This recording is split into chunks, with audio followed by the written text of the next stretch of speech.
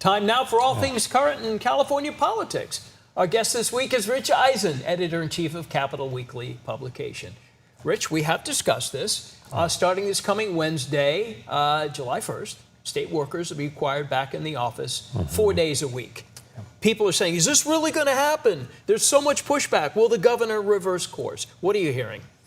Well, I certainly don't hear the governor is going to reverse course. I think, there's still legislation in the Capitol right now that is, under consideration right now to forestall this or to require agencies to come up with a plan that everyone can agree with for, how their workers are going to come back. We don't know what the fate of that is going to be. We don't know if it can get to the governor at all, and if it does, what he will do with it. My guess is he will not be enthusiastic about that. There's lawsuits galore out there. We could see a court injunction. Your guess is as good as mine right now. Let me ask you this. Some of the pushback that I'm hearing from state workers is they're saying that would be increased cost of childcare. But if you are working from home, and you're still doing childcare, is that not distracting to working from home? Well, it might be distracting, but childcare is so expensive, and a lot of state employees in recent years have been hired as permanent remote workers, right? So now people have come in. Are they not exempt if you were hired permanent remote? Are you not exempt from this? I honestly don't know. That's one of the things that needs to be worked out. Who would be exempt and who isn't? Right. So that's the problem. There's a lot of unanswered questions here. Okay. So 2 major tax increases in California, largest in about a decade to start. One affects health plans, the other a tax on digital software. Yeah.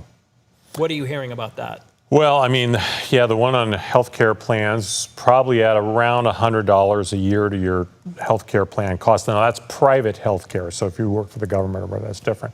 But the services tax, that's the one that I think consumers are going to feel the hardest, because essentially it gets added at every step in the line from manufacturer to sale. So it could be a pretty significant, hike to what the final cost of your TV or your new iPhone or whatever it could be. By the time it gets to you, there's going to be a lot of fees tacked onto that. All right, quickly now, the president claims that he asked a local or a state attorney to look into the fraud that paved the way for Steve Hilton to then make the runoff against Javier Becerra. The president saying it was his inquisitiveness that moved this along. Yes, no? Well, President Trump says a lot of things. And the U.S. attorney, we presume he's talking about, is Bill O'Saley. He also tends to say a lot of things. They're both very fond of getting media attention. There's no evidence to that effect that had anything to do with it. Steve Hilton himself has said that didn't have anything to do with it. Hilton did very well. That's why he's in the runoff. Look, he was the only viable Republican at the end of the day when we got to that point, because Chad Bianco had already fallen off significantly. It was not at all a surprise that he got there. I think a lot of the late vote that came in favored Becerra. We saw this coming for a while. I think the president likes to take credit for things that not necessarily his due here. All right. Thank you, my friend. We appreciate it.